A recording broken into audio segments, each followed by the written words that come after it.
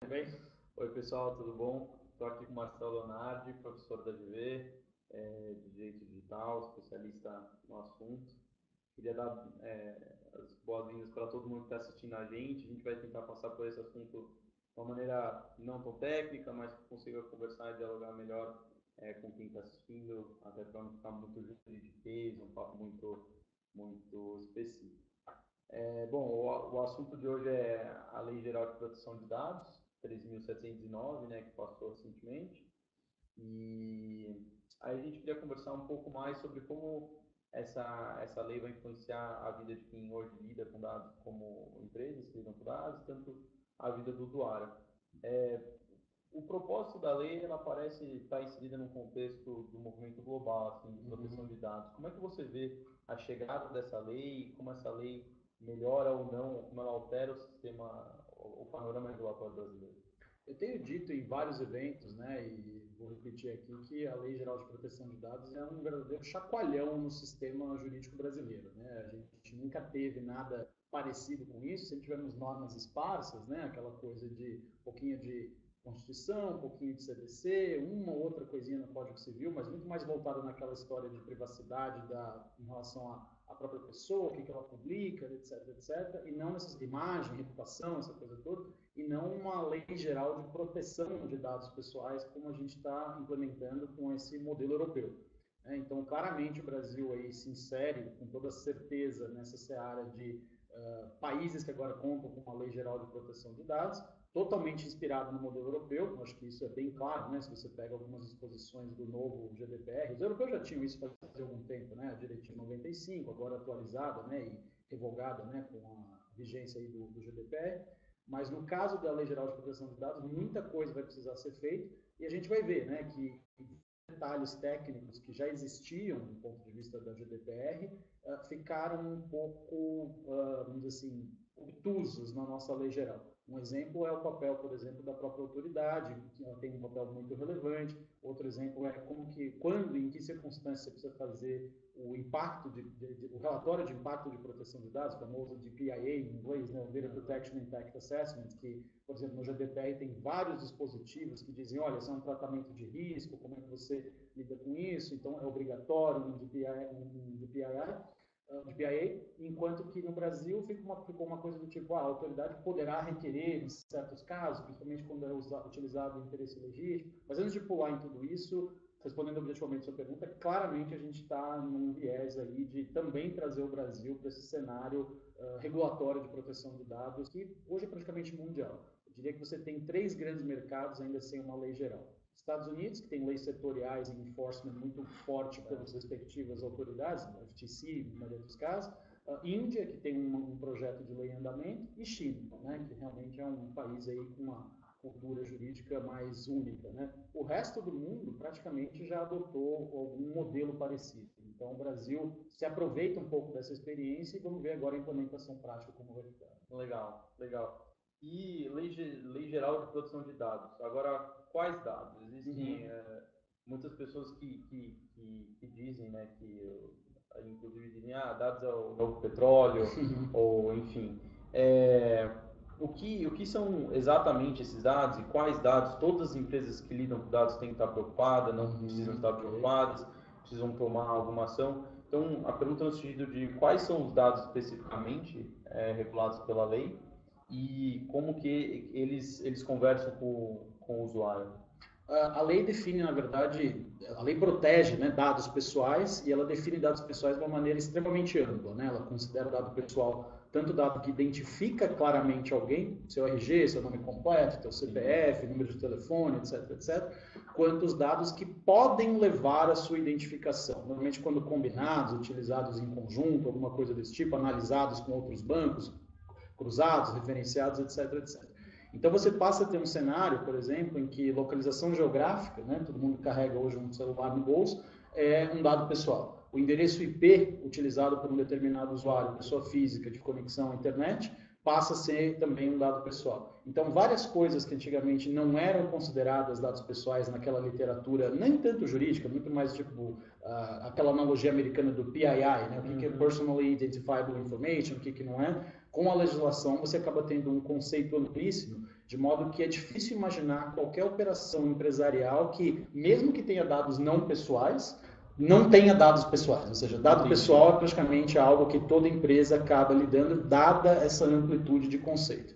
Outro conceito que a lei traz, né, que é uma subcategoria do dado pessoal, que é o dado sensível, né? A lógica do dado sensível é um dado que não tem uma definição ultra específica. O dado sensível é aquele dado que normalmente permite quase que um preconceito, uma discriminação maior do seu titular. Então, no rol que é mencionado, por exemplo, na nossa lei, também no GDPR e em outras legislações parecidas, né, você tem, por exemplo, orientação sexual, você tem filiação política, você tem, vamos dizer assim, orientação religiosa, né, ser ou não determinada religião, não ter religião, etc, etc. Então, são coisas que, para o dado sensível, a lei coloca requisitos diferentes de tratamento, coloca uma exigência superior. A gente vai falar disso, obviamente, mas só para dizer essa categoria. E, claro, a terceira categoria, que é o dado anonimizado. Aquela ideia do dado que, mesmo tendo sido pessoal, passou por um processo técnico que remove os elementos que tornariam aquele dado, aquela informação identificada, e aí, com base nisso, ele pode ser utilizado independentemente dos requisitos da lei, pode ser tratado, né? Agora, qual que é o grande ponto, né? A lei também fala que o dado anonimizado, ele pode deixar de ser puramente anônimo e volta a ser considerado um dado pessoal quando esse procedimento de anonimização puder ser revertido por meios razoáveis. Então a gente já entra nessa dúvida do que é um meio razoável. Normalmente, e aqui eu vou soar, né, várias vezes como um disco quebrado, né, ou para falar mais moderno, o streaming que pifa, né, quebrado entrega muito a idade da gente, né, no sentido de que a autoridade tem de fato um papel crucial. Sim. Um dos papéis é exatamente esse, quer dizer, o que é exatamente esse procedimento de anonimização que é facilmente reversível? O que é meio razoável, o que não é? Claro que já existe um guidance, uma jurisprudência, por assim dizer, bem forte do modelo europeu, das autoridades europeias. Por exemplo, na Europa existia, né, a reunião dos chefes de todas as DPAs, né, das Data Protection Authorities, que era o Article 29 Working Party, né, que até hoje emite aí os seus guidelines, etc. E hoje vai ser aí supervisionado não, mas vamos dizer assim, trabalhar em conjunto com o European Data Protection Supervisor e o Board, né? Então, assim, são órgãos que na Europa têm trabalhado, de certa maneira, para oferecer para o mercado um guidance, umas diretrizes, uma lógica interpretativa que a gente vai precisar ter no Brasil também. Quer dizer, o pior cenário que nós teríamos aqui seria tanto uma autoridade que não se preocupasse com esse diálogo, vamos dizer assim, fizesse só um papel de sancionatório, quanto eventualmente uma autoridade que, conhecendo pouco do tema, ficaria meio que assim, sem grandes decisões interessantes ou com decisões, vamos dizer assim, radicais para um lado ou para o outro, e aí isso poderia ser muito judicializado. E aí vamos ser sinceros, né? O judiciário é sempre um generalista, né? Imaginar que o judiciário vai conseguir entender toda essa cultura nova de proteção de dados do zero, isso não vai acontecer. É papel das empresas, vamos dizer assim, trabalhar nisso. Legal. E aí, provavelmente, algumas pessoas que estão assistindo a gente são de empresas que lidam com dados. Uhum. Agora, se você trata de dados pessoais que são disponíveis publicamente, às vezes em bases públicas de governo, ou, por exemplo, a biometria. A gente teve um caso agora que foi reportado que os metrôs tinham câmeras que pegavam a face das pessoas, enfim, para fins comerciais. Algo que é público, que é disponível sem necessariamente um pedido ou um requerimento, isso também está sob a jurisdição da lei? Então, esse talvez seja um dos paradigmas que muda radicalmente, né? Uma coisa que eu acho interessante é que quando a gente pensa num modelo de lei geral de proteção de dados como que o Brasil implementou, você está diante de um cenário em que, ainda que algo tenha sido tornado publicamente acessível, né, isso não altera a natureza do dado ser pessoal ou não ser pessoal. Legal. Então é aquele cenário em que é verdade que hoje as pessoas pegam as bases, usam à vontade, nunca precisaram dar meio que satisfação para ninguém, as empresas, né? E com uma lei geral de proteção de dados você passa a ter um sistema em que, olha, está publicamente disponível? Ok, mas isso não faz com que o dado publicamente disponível esteja fora da proteção, porque ele é dado pessoal. E como tal, e esse que talvez é o ponto mais importante, né, você acaba precisando enquadrar o seu tratamento numa das hipóteses legais que autoriza. Então eu vou aproveitar a sua pergunta para falar um pouquinho disso, né, que essa talvez seja uma das maiores confusões que eu tenho visto as pessoas fazerem, até em textos que eu tenho visto publicados por aí, etc, etc. Então, a lei traz esse conceito amplíssimo de dado pessoal, né? Qualquer dado que identifica ou possa identificar alguém. E a lei também define o que ela entende por tratamento. Tratamento, na verdade, é o gênero do qual todo o resto são espécies. Ou seja, é tratamento a coleta, é tratamento o mero armazenamento, é tratamento a análise, combinação, utilização, transferência, repasse, etc, etc. E até apagar dados entra no conceito de tratamento. Então eu tenho visto muita gente falando, não, mas eu só armazeno dados, então a lei não se aplica para mim. Não, mas armazenamento é uma hipótese de tratamento. Não, outro dia mesmo ouvi num evento, eu só coleto dados e repasso a terceiro, esse é o meu business model. Bom, mas a lei se aplica para você também. E esse acho que é um ponto importante. Então, entendido que tratamento é esse conceito amplíssimo, a gente olha para a lei e qual que é a principal diferença do modelo brasileiro, né, copiado aí do modelo europeu, para outros modelos como o americano. É justamente uma lógica de autorizações que a lei traz. Ou seja, para tratar dados pessoais, você como empresa precisa enquadrar esse tratamento em uma, no caso brasileiro, das 10 hipóteses legais que apareceram. A mais famosa delas, a gente vai falar daqui a pouco, é justamente a figura do consentimento, né, a autorização. Agora, existem outras 9 hipóteses, né? Você tem a execução de contrato, você tem os interesses vitais do titular de dados, né? Então o sujeito está ali inconsciente, precisa ser tratado no hospital, você vai deixar de atender o sujeito? Não, você vai fazer o tratamento para atender os interesses vitais dele. Depois você tem essa justificativa de usar aquelas informações. Ou, por exemplo, o cumprimento de uma obrigação legal regulatória, que é onde tem muita interface com vários intermediários que começam, por exemplo, a oferecer esse tipo de serviço de estar compliant com a legislação por meio de plataformas. É uma coisa que também começa a ser um mercado muito interessante para várias situações. Você tem a figura do interesse legítimo, né? Que eu vou tratar mais para frente quando a gente for falar do consentimento. Ou seja, e esse aqui talvez seja o ponto mais importante, nenhuma das hipóteses de tratamento tem preponderância sobre as demais. E isso eu continuo vendo várias pessoas errando e falando o seguinte, a lei exige consentimento. Não, consentimento é uma das 10 hipóteses legais que autoriza o tratamento de dados. Pode ter cenários em que o consentimento é de fato a melhor opção, isso talvez vá acontecer, principalmente, por exemplo, em empresas em que há todo um processo prévio de cadastro antes de poder usar um produto ou um serviço, alguma coisa assim, como vai ter situações em que a empresa trata dados, é um intermediário de uma cadeia, mas ela nunca tem contato direto com aquele consumidor. Então, o consentimento talvez não seja a melhor hipótese para tratar dados. Então, acho que esse é um ponto interessante de destacar, porque assim, os maiores equívocos, os maiores, vamos dizer assim, mitos que eu tenho visto têm sido nessa linha. Não, precisa de consentimento para tudo. Não, não é o caso. Consentimento é uma das 10 hipóteses. O que eu faço não é tratamento. Difícil imaginar que o que você faz não seja tratamento. E sempre a melhor de todas, né? Não, mas o dado não é pessoal. Difícil dizer que o dado não vai ser pessoal. E eu entendo, né? Toda lei que cria algumas certas dificuldades, principalmente essa questão de a gente, de novo, está importando uma cultura jurídica diferente, faz com que, de certo modo, exista uma preocupação de qualquer empresário e falar o seguinte, bom, isso vai ser complicado. Como eu escapo disso? Como é que a lei não se aplica para mim? E aqui, sendo brutalmente sincero, não é uma opção, né? A opção é entender justamente, já que a lei começou aí, né, a correr o prazo de adaptação, como que a gente faz para estar realmente compliant com isso. Legal. Acho que você tocou em vários aspectos que acho interessante a gente passar para quem está assistindo.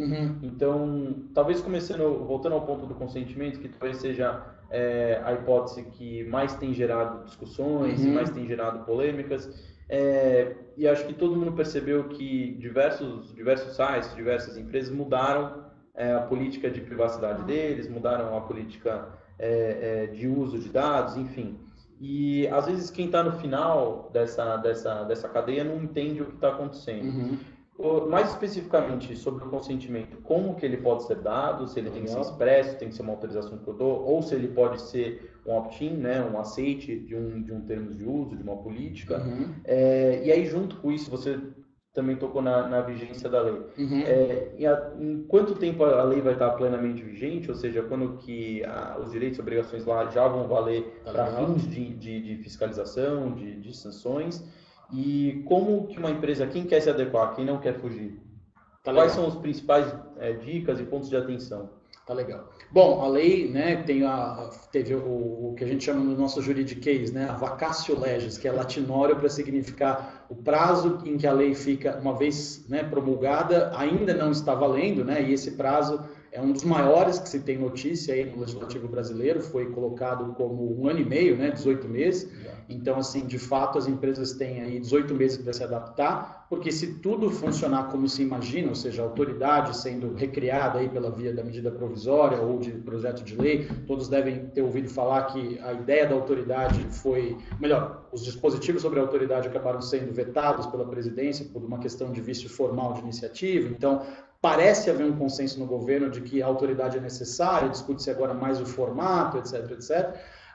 Então, em termos de vigência, quer dizer, nós estamos falando de um relógio que já começou a correr, né? O countdown aqui, o timer já começou. A gente estaria falando de adequação plena aí aos termos da legislação até fevereiro de 2020, que é quando de fato ela entra em vigor. Acho que é dia 14 ou 15, não tenho certeza da data exata, provavelmente dia 15.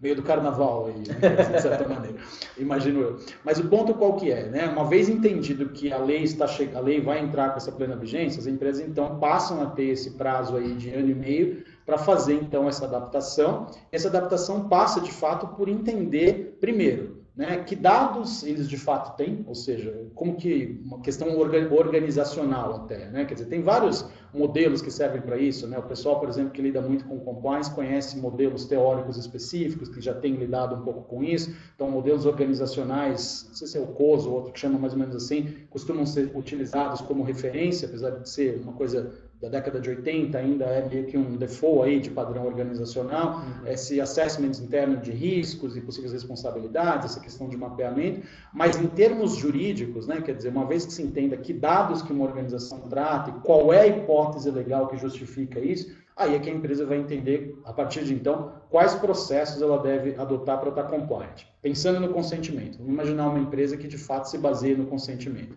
Acho que o grande ponto que ela tem que lembrar é que seja qual for o modelo do consentimento, se é o consentimento expresso, se é o consentimento inequívoco, já explico eles em alguns minutos, a gente está sempre falando de um consentimento que precisa ser provado. Existe uma questão até de ônus da prova, no sentido de que quem tem que demonstrar que houve, de fato, a autorização daquele titular, da pessoa física, para que aquele dado seja tratado, seja num modelo mais flexível de consentimento, em que você não tem, por exemplo, um contrato formal, um termo de uso, você tem uma coisa que a pessoa meio que instala, por exemplo, um app, já começa a usar, não tem ali grandes disclaimers, etc, etc. De qualquer maneira, o ônus de demonstrar a prova desse consentimento sempre é da empresa. Então, esse acho que é o primeiro ponto. Não adianta você dizer, mas todo mundo faz isso, então era óbvio que a pessoa consentiu, mas por que era óbvio? Vamos lembrar, consentimento, ele exige-se que ele seja o quê? Livre, informado, e aí você tem a figura tanto do inequívoco quanto do expresso. Livre, né? Ninguém te obrigou, obviamente, a aceitar aquilo. Então, existem algumas discussões interessantes, por exemplo, na seara do direito do trabalho, tem decisões europeias que dizem o seguinte, por exemplo, falei seara, né? No campo do direito do trabalho, desculpa pelo juridiquês, é o vício, né? No campo do direito do trabalho, por exemplo, você tem autoridades europeias que dizem o seguinte, não é verdadeiramente válido um consentimento de um empregado. Existe uma relação de subordinação que você não pode dizer se o consentimento realmente é livre. Já numa relação contratual, eu decido usar o produto ou o serviço de uma empresa. Talvez seja mais fácil demonstrar que esse consentimento é livre. Estou dizendo que sempre ele é livre, provavelmente ele é livre na maioria dos casos, né? A mesma coisa em relação ao consentimento ser informado. Eu estou consentindo para o quê? Quem vai utilizar esses dados, com quais finalidades, em que circunstâncias. Isso é hoje que, apesar de parecer básico para quem estuda o tema, quem ainda assim olha para tudo isso, as empresas nunca se preocuparam, até pela ausência de uma lei parecida com essa, de ter isso mapeado, ter isso documentado, ter isso registrado. Afinal de contas, né, essa pessoa está consentindo com o quê? Costuma-se ser aquela lógica, né? Um copia o termo de uso do outro, achando que o meu negócio é mais ou menos parecido, né? E às vezes esquece das peculiaridades. E aí explicando, sim, a diferença entre o expresso e o inequívoco, né? A lógica da lei geral brasileira, de novo copiando o modelo do GDPR europeu, é que a regra geral seja um consentimento inequívoco e ele é muito similar ao expresso. Qual que é a grande diferença? O inequívoco é aquele consentimento que pode ser demonstrado por qualquer meio de prova. Ou seja, é ônus teu, empresa, você vai usar, provar esse consentimento inequívoco. Mas ele não precisa ser, ao contrário do consentimento expresso, um ato solene, formal, um contrato, um termo de uso, uma coisa por escrito, que alguém vai lá e tica as caixinhas no online, ou assina lá no papel, né, rubrica cada cláusula, aquela coisa toda. Né? Já o expresso é exatamente isso, você precisa de um ato solene e formal. Por que essa distinção? No caso da legislação brasileira e também no modelo europeu, dados pessoais, aspas, normais, comuns, basta o consentimento inequívoco quando se está utilizando o consentimento.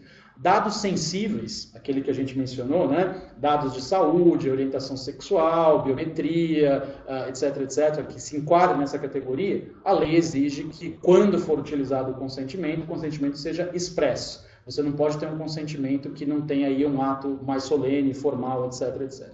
Então, essas pequenas nuances que na prática vão se traduzir em diferença de organização interna, no sentido de, eu trato dados sensíveis, tem gente que pensa, acho que não, né? Aí você pensa, poxa, imagina um portal de internet que tenha determinadas seções sobre informações de saúde, ou sobre o público LGBT. Não que, obviamente, navegar numa seção LGBT não é uma indicação clara de orientação sexual. Eu posso simplesmente querer me informar sobre o tema, sendo ou não LGBT. Mas, dependendo do tipo de navegação e das inferências que são feitas, de repente está inferida ali uma orientação sexual. E, poxa, será que aquele trecho do site se preocupou com o consentimento expresso, quanto se isso fosse necessário? E, de novo, quem é que vai oferecer, né, orientação de interpretação para saber quando isso é necessário e quando não é necessário? A gente volta, mais uma vez, no papel imprescindível aí da autoridade de proteção de dados. Então, assim, essas figuras do consentimento é como a lei trouxe. O jargão nosso da internet sempre falou muito em opt-in, opt-out, né? Na verdade, o opt-in nada mais é do que a ideia, costuma ser a ideia de que você, de fato, se depara com alguma condição contratual e tem a opção de dizer, eu quero, né? Se essa condição supre o consentimento expresso, é algo que a própria maneira como isso é redigido é que vai dizer ou não. Tem muito opt-in que fala, eu concordo, mas não é um contrato, não é uma coisa mais solene, mais formal. É inequívoco, sem dúvida nenhuma, mas lembrando de novo, essa figura de ônus de provar que o consentimento foi obtido quando você utiliza o consentimento. Óbvio que aí a gente pode passar para análise de situações em que não tem consentimento ou outras hipóteses legais que autorizam. Né? Legal. E aí, já fazendo um gancho no que você tinha mencionado da autoridade nacional. Voltando, né, ao que o Marcelo comentou no começo, a autoridade nacional foi vetada no texto da lei que foi aprovado por um vício formal, ou seja, não era competência do Congresso criar essa autoridade e sim do Executivo. O governo disse, inclusive a presidência uma versão, o Ministério da Inovação e da Tecnologia outra versão, mas que isso seria sanado até o final do ano. Visto que temos eleições, aí é possível que isso não seja pauta e não seja prioridade.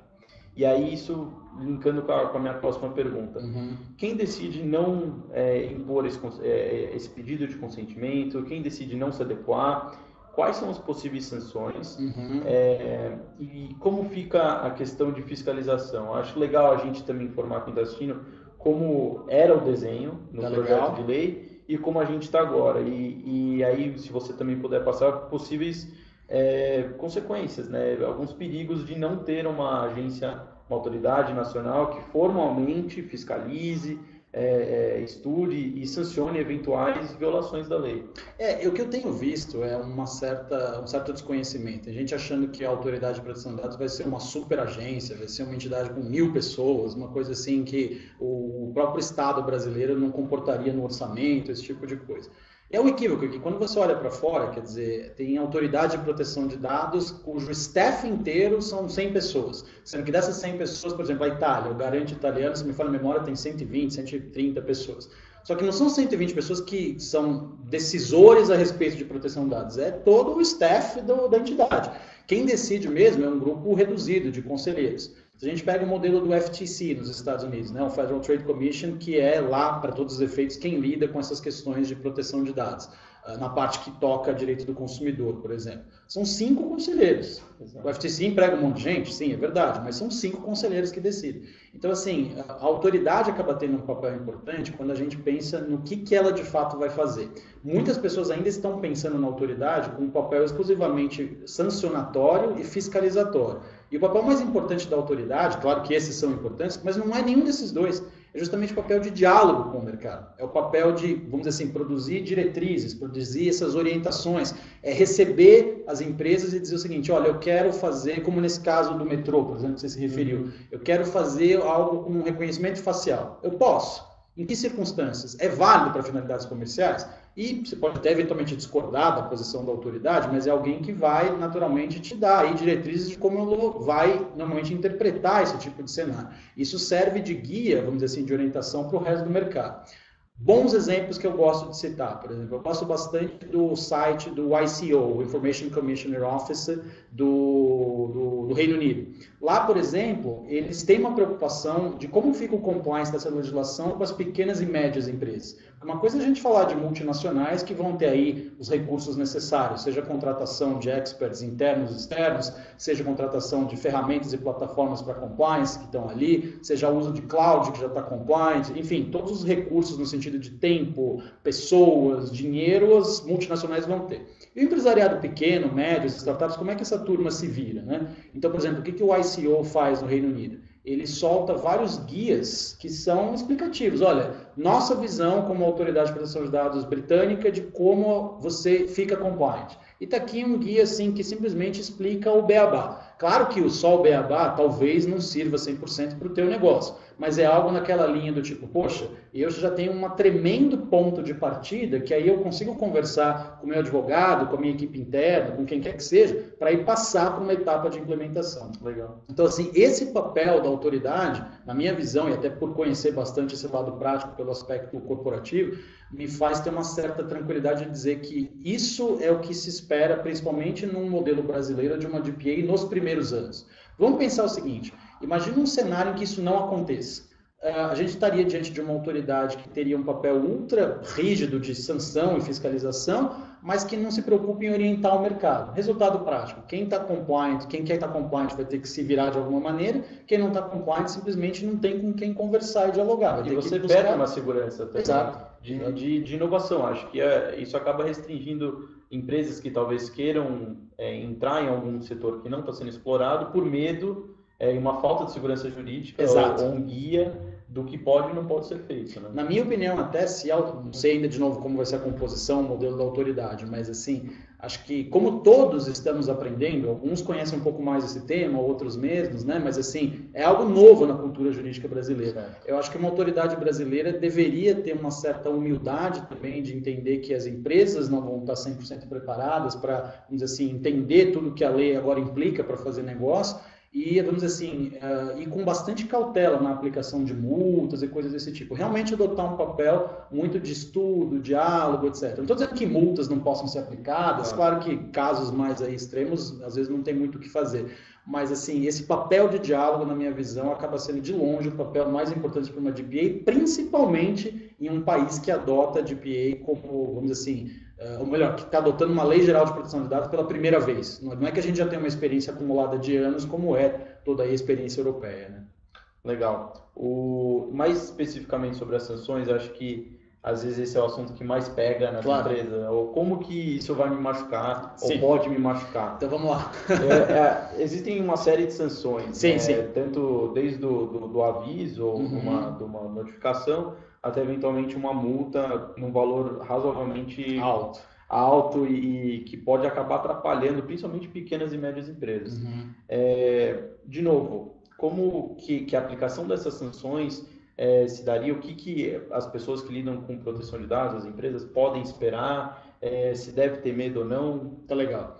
Medo tem, né? Aliás, né, eu costumo começar esse tipo de palestra, esse tipo de diálogo sempre brincando. Olha, se nada mais fizer você prestar atenção, saiba que a multa, no caso brasileiro, chega a 50 milhões de reais por infração.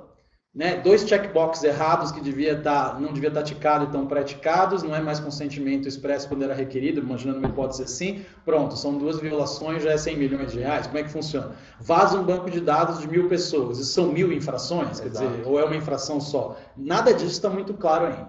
Agora, vamos com calma, né? Obviamente não é, esse é o modo pânico, o modo terrorista, né? Quer dizer, obviamente a lei fala realmente numa série de sanções possíveis, a primeira delas é a advertência, olha, para com isso, olha, está errado, vai por esse caminho. Outra delas, de fato, é a multa única, limitada a esses 50 milhões, mas por infração.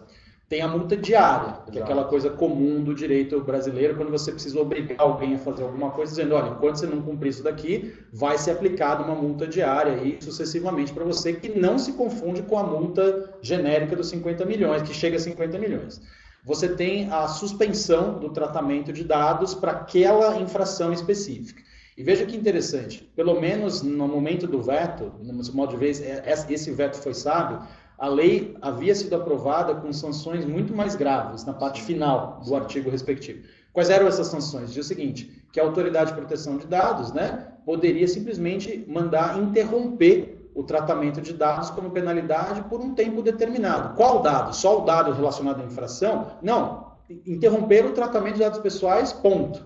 Agora, você virar para uma empresa aérea e falar o seguinte, está proibido de tratar dados por 2 semanas, literalmente significa avião no pátio parado por 2 semanas. Porque como é que você emite passagem aérea e opera sem tratar dados pessoais?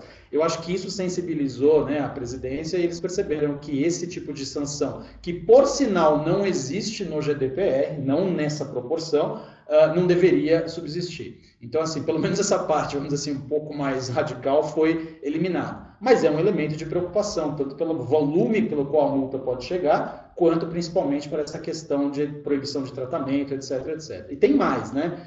Entre as hipóteses do que uma autoridade pode fazer, a gente não pode descartar o seguinte, existe muito, isso vem muito do direito americano também, o que se chama da figura do public shaming, aquela ideia de você, na verdade, jogar para o mercado a ciência de um problema de dados. Isso é normalmente utilizado nas hipóteses de vazamento, né? Aquela lógica de que o mercado precisa saber que houve um vazamento, houve um problema, então tanto os titulares, os consumidores precisam saber quanto as autoridades, etc, etc, mas usa-se também essa figura de, vamos dizer assim, avisar o mercado, às vezes para outros tipos de infrações à legislação. E fica aquela coisa, né? A gente vive cada vez mais uma economia reputacional, né? Obviamente, né? Principalmente no ambiente digital, o usuário ele migra de um serviço para o outro sem muito drama, né? Quer dizer, a não ser que tenha aí efeitos de rede, que alguns serviços têm, né? Normalmente você não tem muito motivo para se manter fiel ao serviço A, se o serviço B parece ser equivalente ou até melhor, e ele não tem um histórico de vazamento, de problemas de privacidade. Então, acho que esse aspecto também tem que ser levado em consideração. Só para concluir essa parte das sanções, e tem também um artigo correlato a esse que coloca quais são as sanções, mencionando expressamente que as sanções vão levar em consideração uma série de fatores. Então, desde o grau de preparação interna que uma empresa adotou, que ferramentas de controle de risco ela adota, de novo a gente volta na preocupação com os procedimentos internos, como que você fica compliant ou não com isso, que grau de reincidência ela já teve naquele problema ou não, ou seja, já aconteceu antes, aconteceu e ela tomou providências, não mitigou por algum problema, ou ela foi avisada, não fez absolutamente nada, insistiu no erro, etc, etc. Então, assim, eu faria 2 observações bem contundentes aqui. A primeira é que, assim, é impossível as empresas hoje em dia quererem operar sem ter proteção de dados no seu topo aí da lista de preocupações, acho que isso é extremamente importante. Eu sei que não é fácil levar isso, principalmente para as empresas de economia tradicional, para board, para coisas do tipo, porque não é uma coisa, às vezes, inerente ao modo que se fazia negócio. E acho que outro ponto é na parte jurídica especificamente, mesmo que nem todos sejam especialistas, né, eu acho que um conhecimento básico mesmo sobre proteção de dados acaba tendo que fazer parte do rol de todo advogado que vai lidar com empresas. Assim como, por exemplo, nós aqui talvez tenhamos noções de direito do trabalho sem sermos advogados trabalhistas. Exato. Tenhamos noções de direito tributário sem sermos tributaristas. Uma noção de que existe essa legislação, de que ela coloca esses requisitos e que tem certas nuances, mesmo que você não seja um especialista nas nuances, acaba tendo que fazer parte do rol aí das competências de todo o advogado para atuar hoje em dia. Né? Legal. Queria fazer só um paralelo aqui, antes da gente entrar em questões mais específicas de questões empresariais e tudo mais. O governo, ele tem essa mesma responsabilidade? Ele está sob a mesma jurisdição da lei? Existem exceções? Porque muitas pessoas vão perguntar, putz, mas eu tenho que fazer isso e o governo? Ele vai poder usar o meu dado, o dado que eu dou para a Receita Federal, enfim... isso vai poder ser compartilhado entre quaisquer agências, pensando no veto do artigo 28. Esse tipo de questão, uma insegurança do cidadão, agora não dos empresários, em relação ao uso dos seus dados pelo governo. Como que ficou essa questão? Esse é um ponto bastante interessante, porque a gente que acompanhou forte o debate legislativo sabe que havia uma corrente enorme dentro do governo que basicamente queria ser excluído da aplicação da lei, né? Houve aí um movimento bem forte aí da sociedade civil e de gente do próprio governo, do legislativo, para dizer, não, A lei tem que realmente ser aplicada também para o governo. Claro que, como no GDPR e em outras legislações correlatas, né, existe aí uma série de salvaguardas e de exceções para o poder público, né? Então, por exemplo, quando a gente nota aí o que a lei diz, ela fala muito na execução de políticas públicas que são lastreadas em, por exemplo, contratos, convênios, coisas do tipo. Até uma parte do artigo questionou se deveria ser vetado ou não, etc, etc. Dentro dessa preocupação, como é que eu, o governo, estarei compliant com tudo isso? Agora, vamos lembrar o seguinte, né? Esse é um outro ponto que eu tenho visto bastante, assim, mitos sendo divulgados, e às vezes as pessoas não perceberam que aquelas hipóteses de tratamento, elas valem tanto para o setor privado quanto para o setor público. Então, eu vou aproveitar o gancho para explicar isso melhor e falar como que isso funciona para o setor público também. Então, a gente estava falando das hipóteses de tratamento, que a gente tem o consentimento, se divide em expresso, inequívoco, e sempre ele tem que ser livre e informado. Quais são as outras hipóteses? Execução de contrato. Então, execução de contrato é aquele cenário do tipo, bom, eu preciso fazer uma viagem e, obviamente, a empresa aérea, para poder executar o contrato, precisa dos meus dados pessoais para poder saber o que eu estou fazendo. Às vezes tem um terceiro envolvido na prestação desse serviço. Um exemplo que eu tenho dado academicamente bastante é esse. Vou imaginar que você vai instalar um ponto extra de TV a cabo na sua casa, você liga para a sua operadora e fala, olha, quero um ponto extra na minha sala de estar, etc, etc. Os caras, tá bom, a gente vai te atender aí daqui 2 dias, vai aparecer o pessoal nosso aí para instalar. Só que tem um detalhe, né? Quem que vai aparecer? É alguém da própria operadora? Não, é um terceirizado. Como que esse terceirizado tem seus dados? O que justifica ele ter os seus dados pessoais, saber onde você mora, os detalhes da tua instalação para poder executar o serviço? Justamente a hipótese legal de execução de contrato. Então, o que muda, por exemplo? Esse cara hoje pega esse dado, você não sabe o que ele vai fazer depois com o teu endereço, com o teu nome, você vai montar um banco de dados, vai repassar para alguém. Com a lei isso fica claro, olha, eu estou executando um contrato e para essa finalidade específica, para essa hipótese de tratamento, eu posso tratar os seus dados. Eu não estou autorizado a usar os mesmos dados para outras finalidades ou tentar enquadrar isso em outras hipóteses de tratamento, a não ser que seja viável por conta da minha operação. Porque, claro, eu não consenti nada com esse terceirizado. Ele faz parte do, vamos dizer assim, da cadeia que processa dados. Vamos imaginar o mesmo cenário em relação ao governo. Outro dia mesmo me perguntaram, poxa, o governo tem a obrigação de divulgar salário de funcionário público de acordo com a lei de acesso à informação. E aí, a lei de proteção de dados vai mudar isso? Não. Você não tem uma obrigação legal ou regulatória como governo, que é justamente de divulgar essas informações, que é a outra hipótese de tratamento de dados, execução de contrato, outra cumprimento de obrigação legal ou regulatória. Não existe uma obrigação legal prévia que te manda fazer isso? Ok. Qual que é a curiosidade aqui, porém? Linka com a pergunta que você fez anteriormente sobre o dado estar público. Imagina que eu sou alguém do setor privado e falo, deixa eu montar uma base de quais servidores ganham mais para eu fazer um envio de um mailing para eles, quero fazer uma promoção comercial, mandar uma mala direta, mandar aqui um e-mail marketing, etc, etc. O dado está público, eu posso usar. Não exatamente, né? O dado está público porque a hipótese que autoriza o tratamento, no caso do governo, é o cumprimento da obrigação legal da lei de acesso à informação. Agora, a consequência, o tratamento subsequente que você vai querer fazer de pegar esse dado e utilizar, precisa igualmente ser enquadrado em outra hipótese legal. Pode ser que ela exista, não estou dizendo que isso é necessariamente proibido, mas não é esse, vamos dizer assim, esse oba-oba que é hoje que você pega, faz e acontece.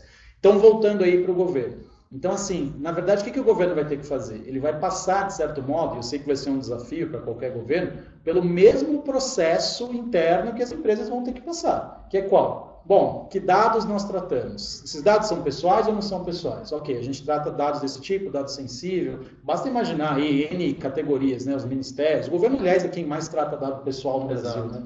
E eles vão olhar para isso e falar o seguinte, bom, onde que eu enquadro essas autorizações? Eu estou executando uma política pública? Será que eu enquadro nesse cenário?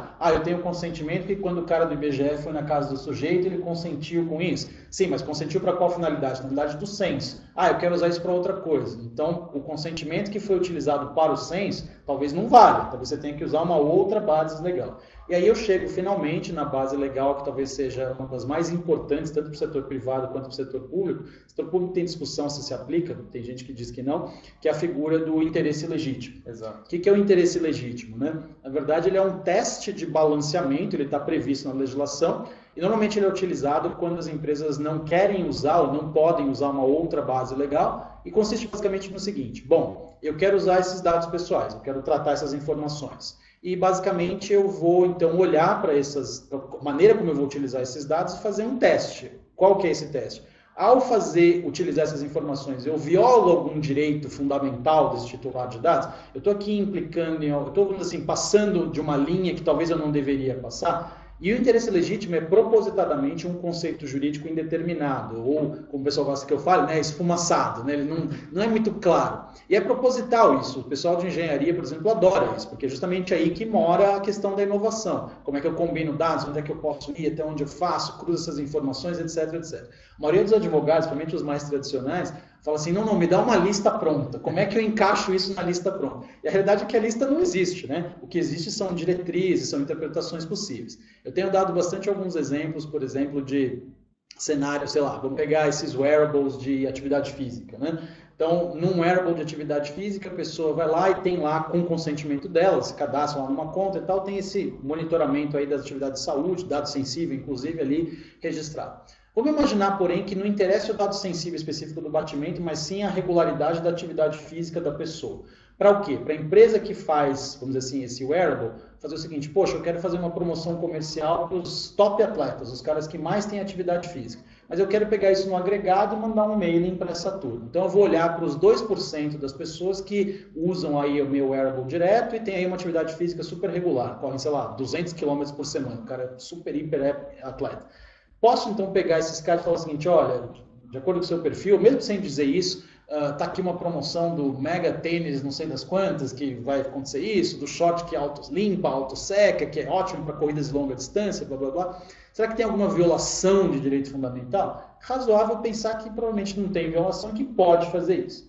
Se a gente pega o mesmo exemplo dos mesmos wearables, aí essa empresa fala o seguinte, vamos olhar para o outro espectro desses dados.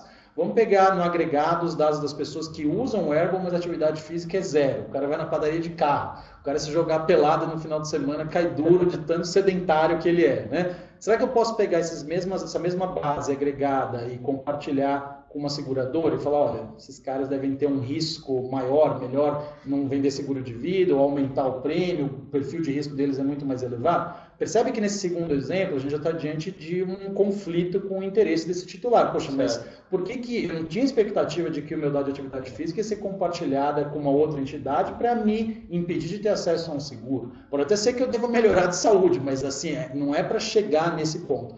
Então, assim, o interesse legítimo, ele é sempre esse teste de ponderação entre se o que eu estou fazendo faz sentido em relação ao que o titular normalmente esperaria, o que a empresa precisa utilizar. E para deixar claro, o interesse legítimo é da empresa ou de um terceiro, não é do titular de dados. O que tem que ser observado, porém, é qual é a legítima expectativa do titular. Ou seja, quem justifica se tem ou não tem o interesse legítimo é a empresa, dizendo, olha, aqui eu pretendo fazer X, Y, Z. Claro que mesmo assim você tem alguns exemplos clássicos do que costuma ser interesse legítimo. Então, fraude. Combate à fraude de uma maneira geral é aquela coisa, poxa, eu preciso do agregado de dados para ver aqui o que está acontecendo no meu produto, para evitar esse tipo de problema.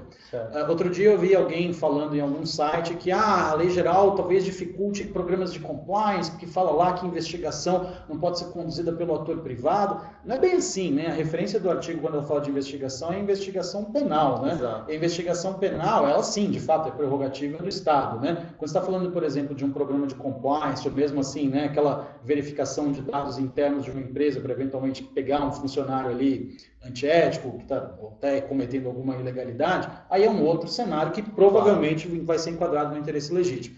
E, de novo, adivinha o que eu vou dizer? Quem é que vai dar as diretrizes sobre o que é ou não interpretado normalmente como interesse legítimo? Assim como na Europa foram as DPAs, foi o Article 29 Working Party, foram outras pessoas, vai ser o papel da autoridade. Não esperem isso do judiciário, acho que isso é extremamente importante de saber. Legal. E agora você pegou um ponto de, principalmente empresas que lidam com compliance e às vezes empresas que fazem uma verificação de dados com parceiros privados. Uhum. Como fica a questão da responsabilidade dessas empresas, mesmo que elas só recebam um relatório, elas têm alguma parcela de responsabilidade na coleta desses dados? Uma responsabilidade às vezes pode se estender para ela, então se a empresa que ela contrata vai ser multada, ela pode ser multada por utilizar esses dados. Entendi. Queria que você tocasse um pouco nesse assunto, porque é um movimento que tem crescido bastante no mercado de dados. e eu acho que talvez seja do interesse de quem está assistindo. A gente recebeu algumas perguntas, a gente vai pegar as perguntas de vocês depois, mas só queria finalizar aqui com essa pergunta. Existe o direito brasileiro, ele copiou esse modelo europeu de dividir o papel dos agentes de tratamento de dados, como isso é chamado, na figura do controller, né, o data controller, o controlador, e o data processor, que é o operador, né? Na verdade, qual que é a diferença entre os dois, né? O controlador é aquela empresa, aquela entidade que toma as decisões a respeito do que vai ser feito com os dados. E o data processor, o operador, é quem, agindo sob comando, sob orientação desse data controller, né, trata os dados conforme as instruções que recebeu. O exemplo mais clássico, né? Eu sou uma empresa privada e eu terceirizo a minha folha de pagamento. Quando eu faço isso, eu sou o data controller, eu sou o controlador, porque os dados dos empregados são meus, eu é que decido se vai fazer assim ou assado, mas eu passo esse dever de tratar a folha de pagamento para, por exemplo, uma contabilidade, e essa contabilidade, esse cara que faz a minha folha, ele é o data processor. Então, esse é o exemplo mais claro. E a lei traz, sim, distinções entre quem é o data controller e quem é o data processor, inclusive em termos de responsabilidade. Então, claro que em algumas circunstâncias pode ser que exista uma responsabilidade conjunta, porque quando que isso pode acontecer? Imagina o cenário de um operador, então um intermediário que recebe instruções de um controlador, mas age em descumprimento a essas instruções que recebeu. Mas aí, do ponto de vista jurídico, nem precisava de lei de proteção de dados, né? Essa é a clássica violação do contrato de mandato, né? Quer dizer, você mandou fazer A, eu fiz B, C e D e todo o resto que você não mandou eu fazer, né? Basicamente, eu vou ser responsabilizado. Agora, normalmente, a lei coloca mais responsabilidades na figura do controlador, justamente porque ele tem esse poder de decisão em relação ao que vai ser feito com os dados, e o operador consegue, de certa maneira, se safar de, vamos dizer assim, decisões erradas que o controlador tomou. Claro que existe um pouco aquela prática do famoso know your client, né? Não dá para um data processor, um operador, falar o seguinte, não, eu só fecho os olhos aqui e faço o que me mandaram. Poxa, mas a lei existe, a lei te coloca obrigações de estar compliant com a legislação, né, nesse aspecto. Então, não dá para você me dizer que você recebeu uma instrução que é totalmente equivocada dentro daquilo que a lei exige e você vai fazer anyway. Então, nesses cenários, às vezes o processor, o operador, pode eventualmente ser chamado a responder. Mas a lei, corretamente, coloca mais peso de responsabilidade justamente em quem tem o acesso mais imediato aos dados, quem toma as decisões a respeito do tratamento. Legal. E muitas pessoas devem também ter escutado de outras empresas que lidam com esse tipo de dado, falando assim, e indo muito no mindset que você tinha comentado nos eventos, as pessoas falam, mas eu não trato dados, eles não são pessoais, não são sensíveis, então eu não preciso estar de acordo com a lei. De novo, usando as suas palavras, acho muito difícil esse seu caso. Qual é a segurança e qual que é o custo de oportunidade, talvez, de uma empresa contratar um fornecedor que se esquiva dizendo que a lei não se aplica com ele, versus contratar um fornecedor que sim entende a aplicação da lei e, de fato, organiza processos internos para que, mesmo que algumas coisas não sejam responsabilidade dela, ela está tratando aquilo por um excesso de zelo, por exemplo. Eu vou ser bem contundente na resposta, porque assim, é uma coisa que muita gente fica pensando o seguinte, eu sou um empresário pequeno, médio, sou uma startup, então nunca que a autoridade ou quem quer que venha fiscalizar a lei vai bater primeiro na minha porta, né? A famosa piada, você tem que correr mais que o outro e não mais que o urso, né? Quem é que é pego primeiro? Só que tem um detalhe, né? Quer dizer, aqui vai existir quase que um darwinismo em termos de compliance. Eu sou uma empresa grande, eu olho para 10 fornecedores, 2 estão compliant e 8 não estão. O que vocês acham que a gente vai fazer? Vai, obviamente, contratar quem está compliant. Então, não dá para imaginar muito um cenário em que essa lógica de compliance possa ser adiada a muito mais do que curto prazo. Pelo seguinte cenário, né? Quer dizer, vai passar a ser uma exigência, como sempre foi, né? Se a gente olha para os contratos empresariais hoje, até para você fazer um coffee break com a padaria da esquina, dependendo do tamanho da empresa, tem uma cláusula anticorrupção, uma cláusula de compliance específica, blá, blá, blá. A lógica da proteção de dados vai seguir mais ou menos o mesmo rumo. Aí, a vantagem que vai existir, aí sim, aproveitando o seu gancho do custo de oportunidade, é justamente esse surgimento aí de plataformas cada vez mais que servem para, vamos dizer assim, fazer essa interface regulatória, no sentido de que, olha, a minha solução é compliant e a gente oferece isso pronto para você mesmo não precisar dessa estrutura. E aí, obviamente, dependendo de custo, etc., é algo viável. Onde que se viu isso? No mercado de cloud, por exemplo. Pode ver que as grandes operadoras de cloud, AWS, Microsoft, Google, etc., correram para estar compliant com o GDPR, justamente para poder virar para os clientes e falar o seguinte, olha, a minha solução de nuvem é compliant, não sei se os seus dados são, mas a minha solução é. Quer dizer, então a mesma coisa acho que a gente vê esse cenário, e óbvio, o fornecedor que insistir no non-compliance, alegando custo, alegando dificuldades, etc., ele vai ter pouca piedade por parte da autoridade, principalmente se começam a surgir plataformas que oferecem uma solução pronta a um custo relativamente baixo. Quer dizer, como é que o sujeito vai poder argumentar que era muito difícil, era impossível, etc. Então, eu vejo o mercado nessa linha. Multinacionais estão adotando suas próprias soluções, por uma questão de ser alguma coisa global, mas várias empresas preferindo ter essas camadas de compliance com plataformas específicas. Acho que vai ser legal. Até porque a responsabilidade, como você mencionou, acaba ficando muito mais com o controlador que decide então, o que vai fazer.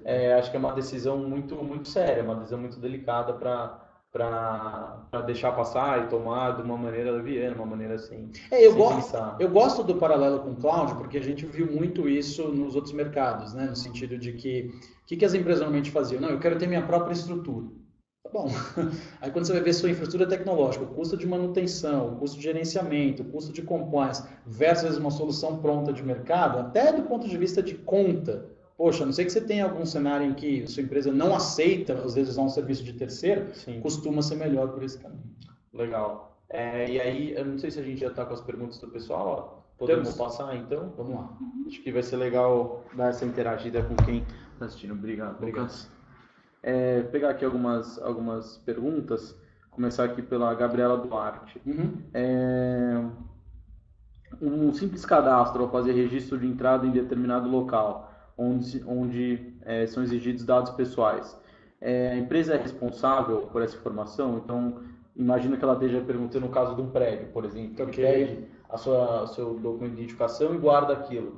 Como que essa dinâmica mudaria a responsabilidade nesse caso? O que se tem visto, principalmente em países europeus, né, que já adotaram aí, já tem essa prática mais corriqueira, você vai num hotel, por exemplo, e tem lá aquela folhinha de hospedagem, uma ressalva adicional de que você, ao se hospedar no hotel, concorda que o tratamento de dados vai ser realizado assim, assado, etc. E, óbvio, tem que ter as informações mínimas ali, né, em que circunstâncias vai ser tratado, para quais finalidades, né? Parte-se da premissa de que a lei vai ser cumprida, então aquele dado vai ser fornecido só, por exemplo, para o ingresso naquele prédio, nesse teu exemplo, ou, por exemplo, para aquela hospedagem, etc. Agora, vamos deixar claro, apesar de ser uma coisa trivial que a gente faz no dia a dia, inclusive às vezes com registro de biometria, né? Porque tira foto do rosto, né? Você não troca seu rosto, né? Você não troca a sua digital, né? Essencialmente é uma coisa que só pode ser usada para aquela finalidade. E no cadastro de prédio, a realidade é que, espero eu, né, só usa mesmo para essa finalidade. A questão é saber como é que os maus agentes vão lidar com isso, porque também vamos ser realistas, né? Uma coisa é a lei falar, olha, a partir de agora não pode fazer X. O mau agente, ele não está nem aí para a lei, né? Ele vai querer descumprir anyway. E aí a questão é saber onde que fica a cadeia de responsabilidades, no sentido de, bom, o porteiro vaza essa informação para alguém, quer dizer, esse cara vai ser demitido, o prédio é responsável. E aí não é muito na lei de proteção de dados que vão estar essas diretrizes, vai estar muito mais no direito civil comum, que é a questão de responsabilidade do patrão pelo ato do empregado, aquela coisa toda, conforme o caso. Outro dia fizeram até uma piada, aproveitando o seu gancho, como é que fica na balada, né? O cara fica de bar em bar, chega uma hora que esse consentimento é válido, dependendo de quantas doses ele tomou, né? Quer dizer, então é uma piada que sempre fala, bom, por isso que eles pedem para você preencher a comanda e dar os dados antes, né? Porque na hora que você sai, você não sabe que você sai do jeito que você entrou. Né? Exato. Acho legal aqui uma pergunta do Leonardo Lacerda, que ele queria saber como é que funciona esse processo de adequação, seja por consentimento ou por outras hipóteses de tratamento, para dados legados. Tá, ou seja, o que já existe. Exato. Né? Então, se existe uma exigência da lei para você retroagir, ou enfim, você ter um consentimento sobre aquilo que você já consultou, ou se aplica de agora em diante? Existe muito essa pergunta, essa dúvida, no sentido de, poxa, eu só preciso me preocupar com os dados depois de fevereiro de 2020 ou toda a base que eu tenho precisa se adequar? E adivinha qual é a resposta, né? Toda a base precisa se adequar. Até lá no finalzinho da lei existe uma disposição que fala que, de novo, a autoridade vai dispor sobre essa questão do procedimento de adequação das bases que já existem até isso começar a entrar em vigor. Por isso que esses 18 meses aí, né, se eu quiser ser terrorista, 17 meses e alguns dias, né, o relógio já começou, são tão cruciais. Então, o que vai acontecer na prática? Porque pensa comigo por que se aplica. Você tem uma base de dados que você coletou, de alguma forma você já tem essa informação. Tudo bem que não existiam as exigências legais para você montar essa base. Então, em 13 de fevereiro de 2020, a lei não está valendo, em 16 de fevereiro, a lei já está valendo. Você concorda comigo que o que você vai fazer com esses dados, seja o que for, é tratamento? E se é tratamento, já tem que estar de acordo com a legislação? Ah, mas eu peguei antes. Sim, mas o que você vai fazer com os dados hoje, pós-legislação, uma vez que ela entre em vigor, é um tratamento sujeito à legislação. Então, assim, essa ideia de imaginar que a base antiga pode fazer o que quiser com ela e a lei não se aplica é equivocada. Eu sei que não foi isso que você perguntou, mas só para deixar claro que tem gente que pensa isso. Por isso mesmo que a legislação fala, olha, vai ser feito um processo de adequação, etc, etc. Algumas empresas tentaram fazer isso e até equivocadamente, todos vocês que estão me assistindo agora, estão assistindo a gente, devem ter visto, por exemplo, o frenesi que foi quando o GDPR entrou em vigor. Todo mundo recebeu um e-mail, olha, continue consentindo com a gente, né? Continue concordando, dá o opt-in de novo, etc, etc. Era necessário fazer isso? Necessário não era. Era interessante fazer isso? Era, porque você de fato elimina uma discussão se aquela pessoa daquela base, de fato, quando deu o consentimento antes do GDPR valer, continua ou não válido esse consentimento. Por todos os efeitos, continuaria. A questão toda é, como é que eu provo isso? Será que eu prefiro ter essa dor de cabeça? Então, muitas empresas, assim, por excesso de zelo, preferiram, por exemplo, nessa hipótese, adotar esse modelo de fazer o que a gente chama no jargão aí do setor, né? Um novo momento de consentimento e pedir o consentimento tudo de novo. De novo, era necessário fazer isso? Não, não era. Era cauteloso fazer? Para algumas empresas era. Vamos pegar, por exemplo, eu mesmo recebi e-mail de mailing de vários times de futebol, por exemplo, europeu, que falava o seguinte, você quer continuar no nosso mailing, recebendo as atualizações do clube, né? Faça o seguinte. Isso é tão sério, que acho que esse é um exemplo que vale a pena citar. Tanto os clubes europeus como outros fizeram isso, mas, por exemplo, o Manchester United na Inglaterra, você consegue achar foto aí nos buscadores, mostrando no estádio inteiro toda aquela parte do display de publicidade, opt-in at Man United, the law is changing, a lei está modificando, faça o seu opt-in, etc, está se modificando, faça o opt-in, etc, etc. Barcelona, se me falha a memória, o clube mandou um e-mail que era assim, change of law, change of play, para continuar recebendo os nossos mails, por favor, concorde aqui, etc, etc. Então, pense o seguinte, se até clubes de futebol, que tem uma das adesões mais altas, o povo que é fanático, quer mesmo receber tudo isso, tiveram toda essa preocupação de passar por esse procedimento de compliance, não vai ser o segmento industrial que vai escapar, não vai ser o segmento financeiro, securitário, de aviação, qualquer que seja o que vai escapar. Então, acho que isso é importante de entender, quer dizer que a base anterior, mesmo que ela continue podendo ser utilizada, é sob as regras novas, porque qualquer tratamento que vai ser feito com elas já está com a vigência da nova lei. Legal. Acho que dá tempo aqui de uma última pergunta da Francine Castro. Ela pergunta, gostaria de saber como funciona a eliminação de dados e se há algum prazo para armazenamento de dados. Eu sei que há a possibilidade de manutenção de dados mínimos por GDPR, mas o que a LGPD, a nossa Lei Geral de Proteção de Dados, especifica nesse sentido? Ela não especifica um prazo, mas ela adota uma lógica que é chamada por alguns de princípio da minimização, outros por princípio de eliminação, aí conforme o autor você encontra, assim, nomes diferentes, mas a lógica qual que é? Em teoria, o dado pessoal deve ser eliminado, deve ser apagado, uma vez que a finalidade para a qual ele foi tratado deixa de existir. Então, por exemplo, você fez uma determinada operação comercial, já vendeu aquilo, expirou o prazo de garantia, teoricamente o dado deveria ser eliminado. Agora você vai falar, poxa, mas esse dado ainda me interessa, eu quero poder usar isso para ter a minha base de clientes, saber quando fazer novas promoções, etc, etc. Muito bem, então você tem que ter isso documentado de tal maneira que também está entre as suas finalidades de tratamento de dados fazer exatamente isso. Com uma ressalva importantíssima, né? O que 10 entre 10 empresas do setor online sempre fizeram? Utilizaremos os seus dados para melhorar os produtos e serviços. Não tem problema nenhum dizer isso. Só que a lei brasileira e europeia diz o seguinte, você não pode pedir autorizações genéricas para o tratamento de dados pessoais. Então, o que você tem que fazer num cenário desse? Explique-me como. Você vai melhorar o produto e serviço como? Se você olha para as grandes plataformas online, elas passaram a fazer isso. Olha, vamos combinar os seus dados do seu e-mail com os dados da sua agenda para já mostrar um compromisso que você recebeu no e-mail automaticamente lá no seu calendário.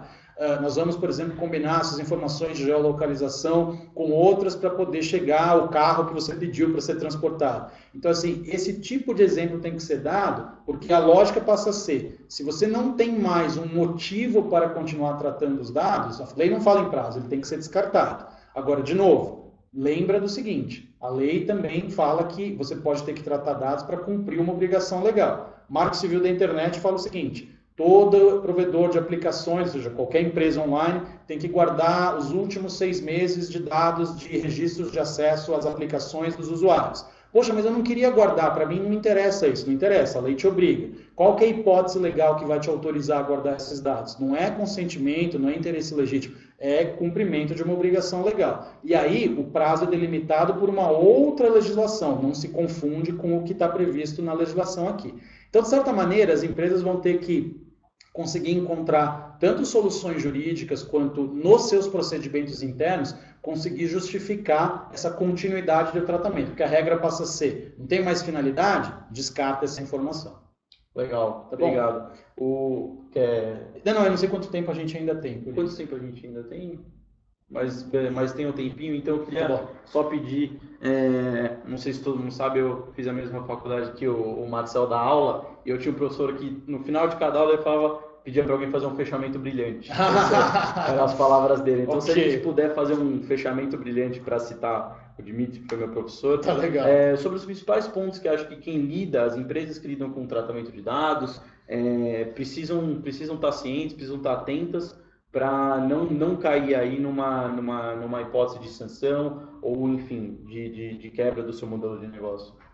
Eu creio que acho que a principal preocupação hoje passa a ser, vamos dizer assim, de certa maneira, educar a grande diretoria da empresa, seja do tamanho que ela tenha, né? Pode ser que você se sente do lado do presidente, você seja o próprio presidente, você mesmo é o CEO numa operação pequena, ou como você pode trabalhar numa multinacional gigantesca. É conscientizar de que o tema veio para ficar mesmo, quer dizer, não é... Já me perguntaram várias vezes, a lei vai pegar, realmente a gente deve se preocupar, será que é isso mesmo? Essa história da autoridade que não tem, será que vai funcionar direito? E a realidade é que ninguém vai querer pagar para ver, né? Ninguém quer ser o primeiro a pagar os 2% de faturamento ou 50 milhões de reais, né, no caso da multa. Ninguém quer ser o primeiro a ser apontado publicamente pelos jornais, lei entra em vigor, mas a empresa X não está compliant. Ninguém quer ser o primeiro que vai ter um êxodo em massa aí de usuários porque o teu concorrente está compliant e o outro não está. Então, acho que esse tipo de coisa, eu diria que é o grande desafio hoje, ou seja, as empresas entenderem que há soluções de mercado que podem atender a tudo isso e principalmente quem é da área jurídica que está me assistindo, entender que essa não é de maneira nenhuma uma obrigação exclusiva do jurídico, né? Todas as grandes empresas que lidam com esse tema têm grupos aí que a gente chama de cross-functional, né? Envolve pessoal de marketing, engenharia, produto, jurídico, etc, os decisores, porque é um ponto que cada um tem que analisar exatamente o que está fazendo. Por isso que eu volto a insistir, quer dizer, essa questão do mapeamento interno, entender o que está sendo feito, o que não está sendo feito, o que deveria ser feito e olhar aí para as soluções que existem é talvez o grande desafio hoje. De novo, a gente está importando uma cultura de proteção de dados que não temos e que está aí para ficar. E aí é uma questão de olhar para tudo isso e saber, bom, o não compliance não é uma opção. Se eu sou pequeno, eu vou ser, de novo, excluído do mercado, porque meu concorrente também pequeno vai estar compliant. Se eu sou grande, eu vou estar no alvo das autoridades e eu estou sujeito aí a sanções e toda essa, vamos dizer assim, exposição pública de o que eu fiz ou deixei de fazer. Então, acho que sinteticamente é nessa linha. Legal, Marcelo, eu queria agradecer é um prazer enorme profundamente a sua presença. Foi um papo, acho, extremamente rico para falar sobre a LGPD. Espero que a gente tenha conseguido ajudar quem está assistindo, solucionar algumas dúvidas. Só queria deixar o pessoal à vontade, quem eventualmente queria mandar mais pergunta, ficou com dúvida, né? Pode mandar, me procura no LinkedIn, nas redes sociais aí, se bem que né, LinkedIn acaba sendo o meio mais fácil de a gente bater papo, e estou aí à disposição, né? Tirar dúvidas aí acadêmicas sempre é um prazer. Muito obrigado aí. Legal, obrigado também, gente. Se tiverem dúvidas, podem entrar na nossa landing, podem buscar a gente no LinkedIn também, que a gente está super aberto para ajudar vocês. Obrigado a todo mundo.